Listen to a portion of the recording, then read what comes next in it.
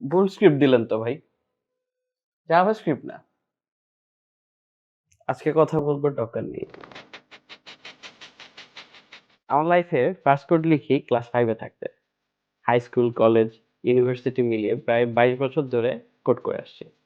DevOps, front end, back end, weekend মোটামুটি সবখানেই আমার কোড করার এক্সপেরিয়েন্স আছে।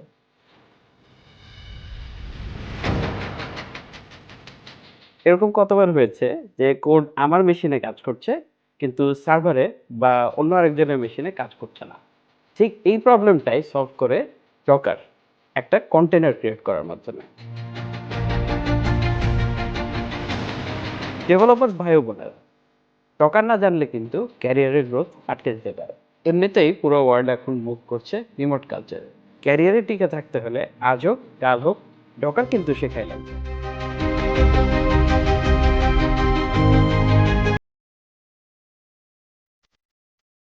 ক্লাসে আসলে শুধু ডকারের basic to advance topic cover করাটা আমার টার্গেট না।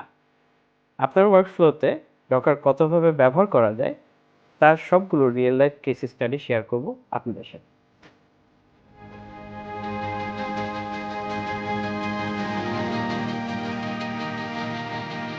কমিউনিটিতে এতদিন তো অনেক কিছু নিয়েই কথা বললাম, এবার কথা বলবো ডকার নিয়ে। চলে আসুন আমার ওস্তাদ নামায়।